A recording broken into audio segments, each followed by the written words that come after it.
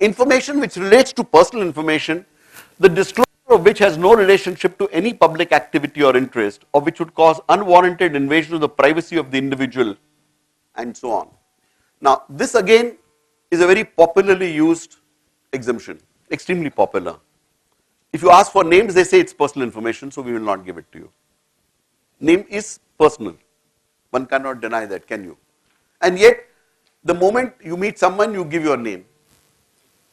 Is it an issue of privacy at all? Is something that to be considered. That comes, everything starts going into burqas and cloaks. The way I interpret this is, first, to even claim exemption under section 81J, it should be personal. And personal, I say, must be, we must use words, we must interpret words in a law the way you would in a normal language. You do not say personal for an institution. A lot of people have said information relating to an organization, a commercial organization or a bank or anything is personal. I refuse to believe this. You do not say there is personal information of a bank.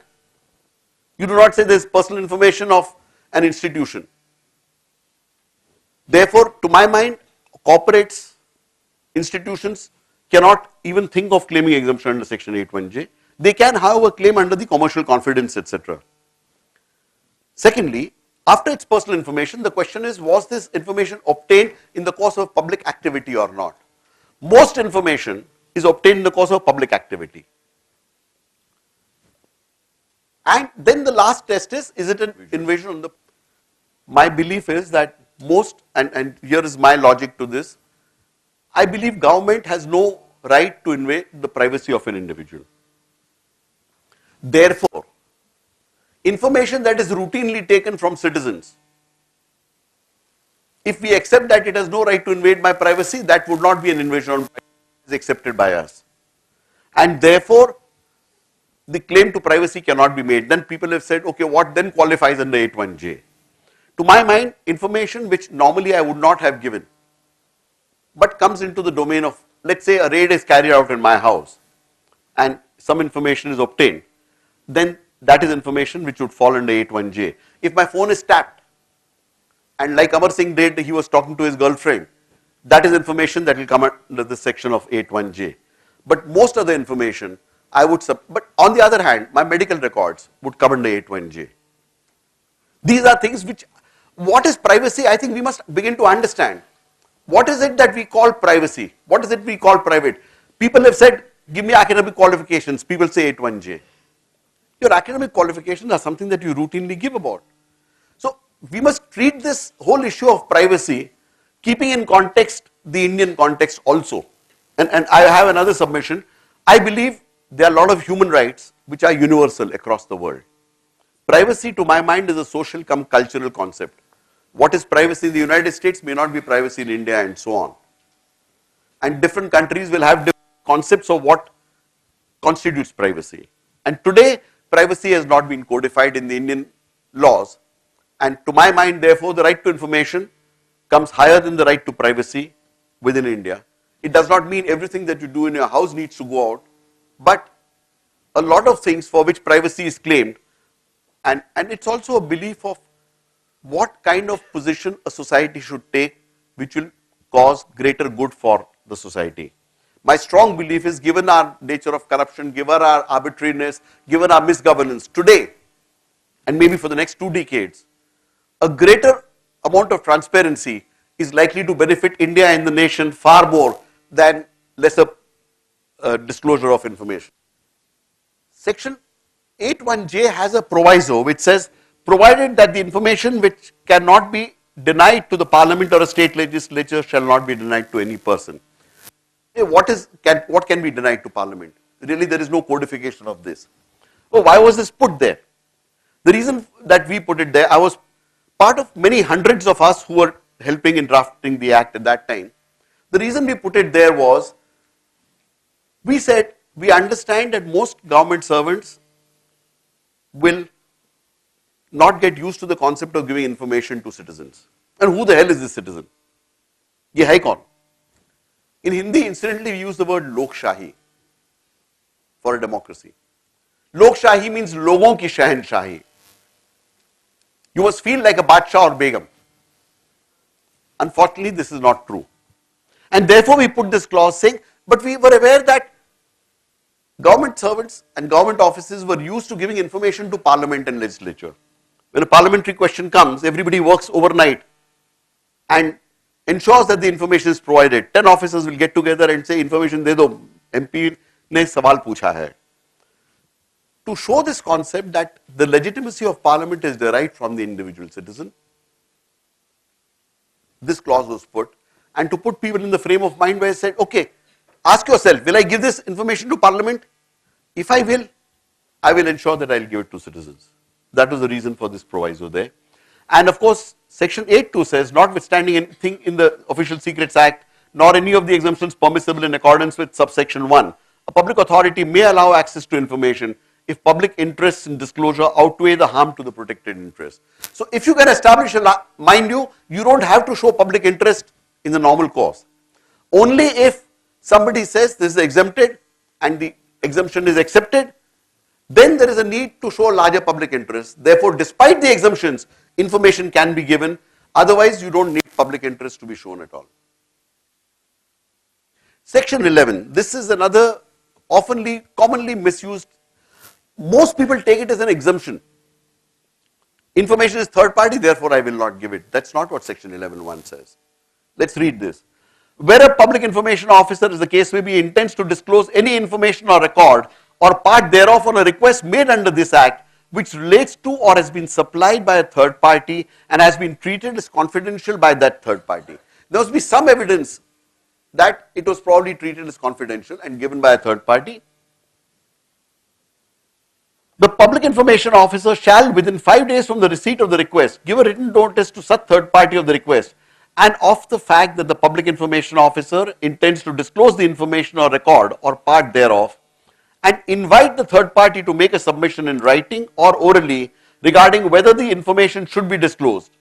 And it does not say, if he says no, don't give it. It says, and such submission of the third party shall be kept in view while taking a decision. Kept in view in which manner? Kept in view cannot be arbitrary. Obviously implied is kept in view with respect to the provisions of section 8.1. Then why this need? The idea was that the assumption has been that the public information officer is likely to think of safeguarding the interests of the organization. Therefore, he or she will apply the exemptions and say this is exempted under section 8.1J, 8.1B, 8.1 whatever. But the PIO may not be very conscious of the interests of the third party. Therefore, the third party is given an opportunity to represent. But this representation should be with respect to exemptions in section 8.1. And the PIO will have to deny information only based on section 8.1. If you read the balance part of section 11.1, there is a provision whereby the third party can also go in appeals. Therefore, what has been envisaged is that the PIO may not accept the third party's view if it doesn't fall under the exemption, but the third party also can go into appeals. The whole provision of appeals would not have been there if the third party was given a veto right. But this is very, very, very often, I would say, number of cases I have come across where PIOs just say, this third party, in fact, they don't even ask, they just say third party information and nahi dega. Yeah, they say third party ko pucha, third party ne mana kar diya. That's not the way the law really is structured at all. 11.1 is not an exemption. It's only a procedural. Okay, now some necessary actions by public authority. Clearly identify the holders, the deemed PIOs of various records. This is missing. Maybe the banks are better placed, but in lots of other public authorities like municipal corporations and governments, this is completely absent. PIO should directly send his requisition for information to the holder of the record. This is another problem with most government departments. To describe a standard MCD, which is one of my nightmares, the Delhi Municipal Corporation. The PIO will mark it to A, B, C, at least it will go through 5 or 6 signatures. All of whom will say, sir, I don't know anything about this. I ask them, why do you sign? Sir, process hai, procedure hai. Iske liye sign karta hai. Then I tell them, why don't you just put your thumbprints? Because if you, honestly, PIO will say, sir, I know nothing about it. I just initialed and sent it. And it will go through 4 or 5 such steps. and then somebody somewhere will give information and so on. Ideally, even if that is the case, my submission is give it directly to the holder of the information. That will speed up the process. Others are unnecessarily wasting time. All holders of record must understand the relevance of 5.4 and 5.5 and the liabilities. Holder of record can either be the person actually holding the record or the administrative head of the unit. If the public authority decides that the administrative unit must be referred to, such administrative head must be held responsible for providing the information and be liable as a deemed PIO for purposes of section 21 of the RTI Act, which is the penalty clauses. Time plan, which I talked of earlier, is what I am repeating. We'll skip this. If prima facie information must be provided, the PIO should find out what are the charges leviable, inform the appellant, and of course, the last part, if some of the information has to be obtained from another officer, send him a note and seek his assistance under section 5.4, stating that he must give you an answer within 15 days. Voluminous information. Section 7.9 of the RTI Act covers this. Yes, I have seen this and I do not justify it. People asking 50 queries, 100 queries, 20 queries.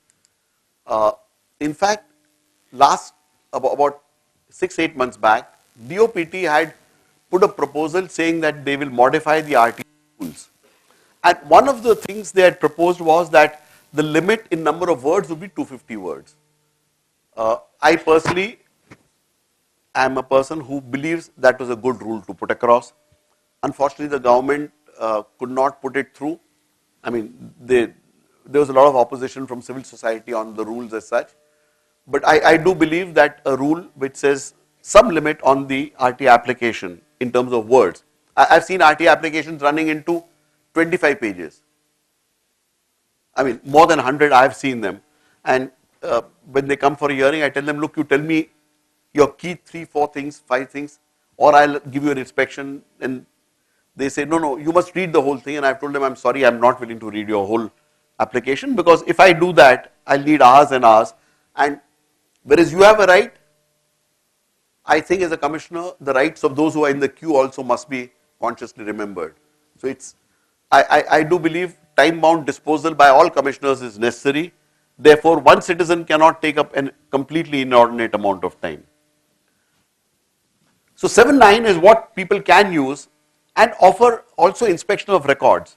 My submission to a lot of people is, when you get something that will be very voluminous, don't even wait for 20 days. Immediately send a letter saying that under 7.9 cannot refuse. You can say, okay, I am willing to give you 5,000 pages of photocopies at 10,000 rupees, or you are welcome to come and inspect. So you offer an alternate method of offering the information. 7.9, you cannot say it's voluminous and therefore I will not give you information. The first appellate authorities, it's a statutory duty is what the point I would like to bring across to all first appellate authorities. It's a very important role. As soon as an appeal is received, it must be listed for hearing, preferably within 10 days. A reasoned speaking order must be issued. And a good appellate mechanism will save officers from penalties. If an appellate mechanism works properly, then your PIOs are unlikely to face penalties, because penalties can only be imposed by the commission. And even if in the rare case a penalty is imposed subsequently, the number of days of imposition of the penalty will be much less. Typically what happens is, by the time the thing comes to a commissioner hears it, in most cases the penalty becomes 20-25,000 rupees. Whereas if the first appellate authority has arrested it there, even if a penalty was levied, very rarely a penalty is levied if the information is completely provided by the time the first appellate mechanism works. It's a critical role, it's a duty which must be fulfilled. Hearings are a must unless the appellate authority is convinced that the information must be provided. I would say that if a first appellate authority sees information has been, he can do this without a hearing.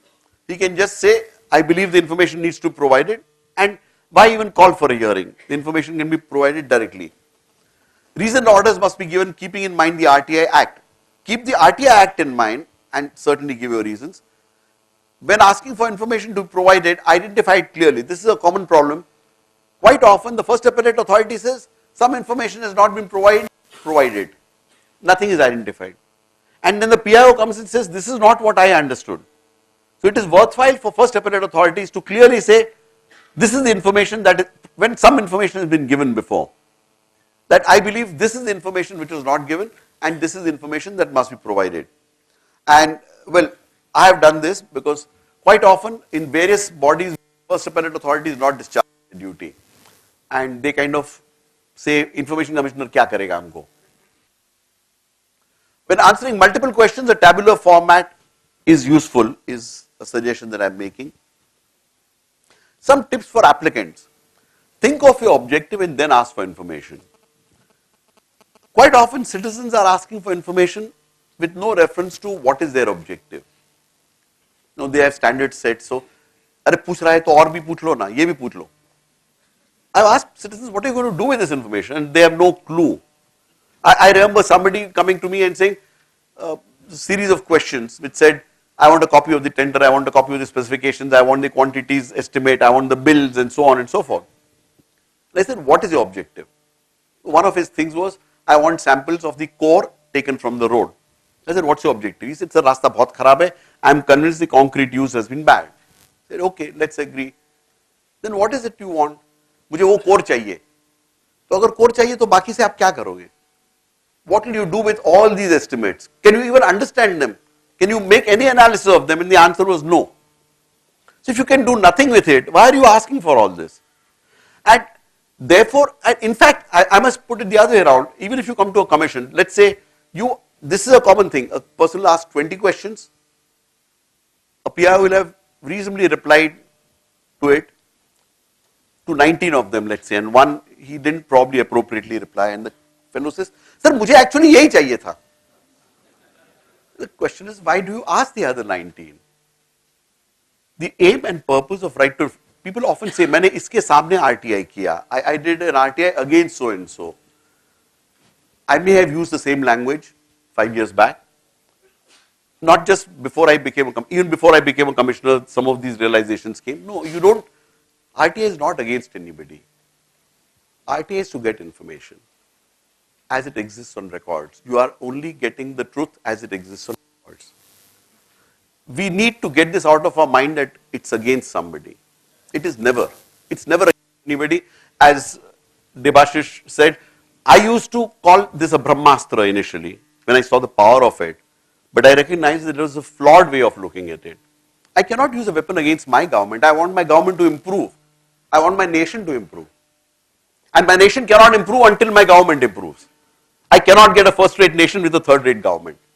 And that's the purpose of right to information. It may be to solve your own personal grievances, fair enough. But do not look at it as a weapon to taunt somebody, to hurt somebody. Look at it as saying, I'm going to get the information that exists on records. And when you ask a focused RTI query, I had filed some 800-900 RTI queries myself in about 4 years. But almost all my RTI queries were probably less than 150 words. The actual seeking of information, 99% of them were within 150 words. And you can do that. And when you do that in a focused manner, the PI also finds it difficult not to give you that information. So think of your objective, frame your query, certainly ask for information. Focused application of the minimum queries will usually get maximum results. Be brief. Ask yourself, how brief can I be? Avoid taunts or aggressiveness in application. Because when you use taunts or use aggressiveness, it puts off the other person. The other person is also a human being like you. If I taunt you, your immediate response is to respond in that manner. It's a human response. It's not a matter of whether I'm a government officer or not a government officer. All of us will respond to human beings. And remember, when I at least put across the concept saying you are a sovereign citizen, the PIO is also a sovereign citizen of this country. So let's respect each other as individuals. Nobody is below you. We are all equals. Information must exist. PIO are not expected to give his opinion or clarification. RTI is a tool, not a weapon. Do not approach PIO personally. Quite often people say, मैं 4 बार जाके मिला उसको. Please don't do that. Follow the process, file your RTI application. I would normally recommend send it by speed post. That's the most effective, cost-effective method. Send it by speed post, non-personal it remains. You don't go and meet somebody, you go to some place and say, वो counter पे वो नहीं था, that fellow told me this, I told him this, he refused to take. Send it by speed post. That's your most, and almost all my RT applications used to be spent like that when I was sending these RT applications.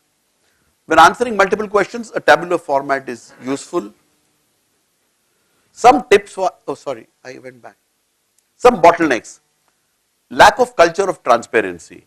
We really lack this culture of transparency, and as I mentioned earlier, I've actually found that our courts, which talked loftily about the fundamental rights of citizens, have, the moment RTI came, have been very, very slack and niggardly in giving information themselves. We actually have a case right now where the Supreme Court has gone against the judgment of the Delhi High Court, first given by a single judge, then by a division bench, to the Supreme Court.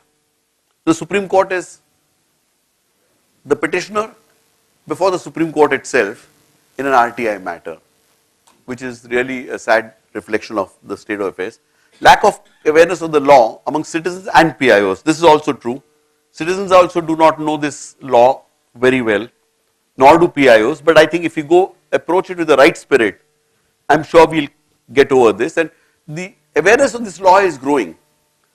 I think there is no other law in this country that the level of awareness is so high, though it's about 6 years now. Another major bottleneck is the Information Commission's slow pace of disposals.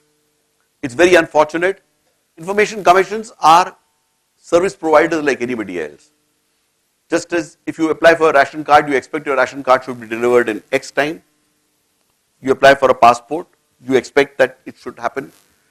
I genuinely believe all judicial and quasi-judicial functions must deliver to citizens within some reasonable limited time, which they must commit. Unfortunately, this is not true, and this is, mind you, not just of information commissions. We've got scores of commissions across the country. Scores. My own guess is there will be about 3,000 to 4,000 such different kinds of commissioners at state level and central level. Most of whom cost the country, nation individually between 20 to 25 lakh rupees a year. That's my cost to the nation, incidentally. But what they deliver is extremely pathetic. Most of them think they don't need to be accountable at all, and citizens are part of this. None of us has ever sought. Have you ever asked the judiciary, how many cases do you dispose, and why don't you dispose so many cases?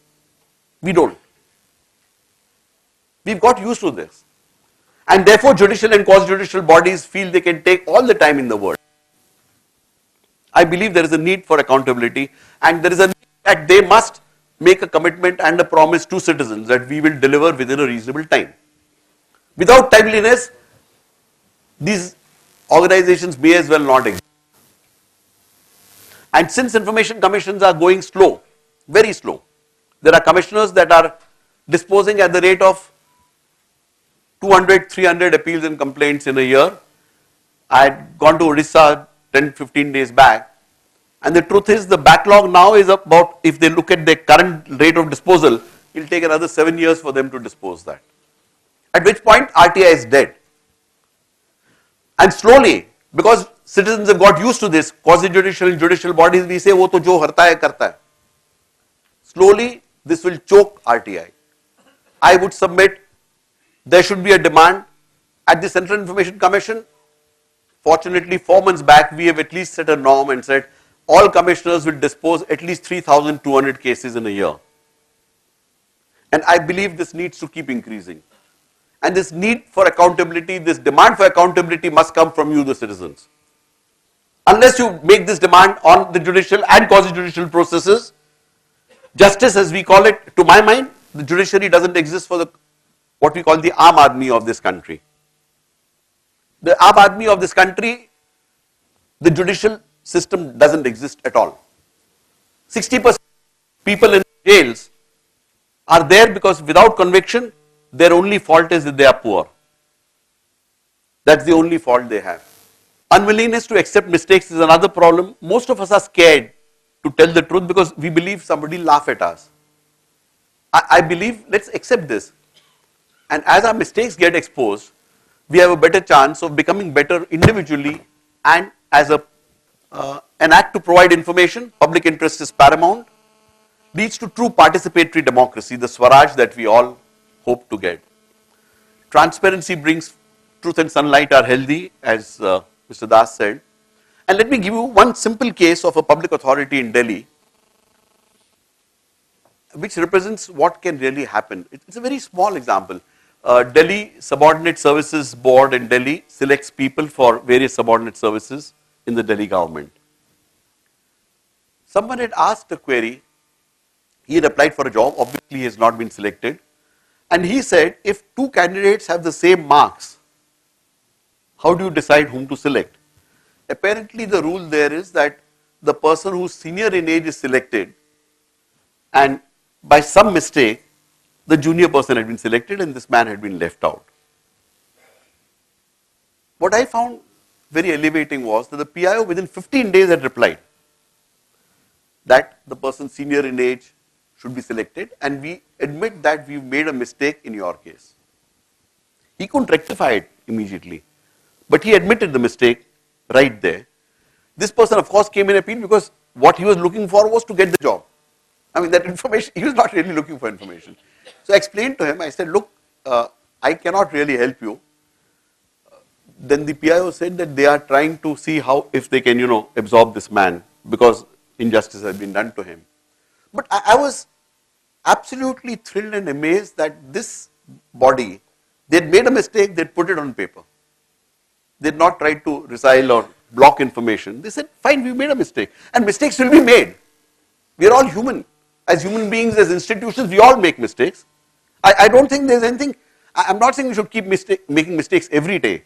But I think recognizing a mistake, accepting a mistake is something that we should get used to. With this, I would then ask whatever queries you have, questions you have. But my simple plea to all of you is, believe me, we are at the cusp of a beautiful position today. And citizens are also slowly becoming empowered in various ways. I'm not saying right to information is the only thing. Right to information has been one of the tools that has empowered citizens. We are seeing this change. If we have to sustain it, in the next 10 years, we have an opportunity of changing the face of democracy in India. We have a chance of changing the way democracy works, empowering citizens, getting into participatory democracy, which is really what I think a good nation and a good government, and we need to, a small thing, I believe our governance is pathetic today. We need to change that, and only when all of us get together and press for it will we get that change. Thank you very much, ladies and gentlemen. Thank you.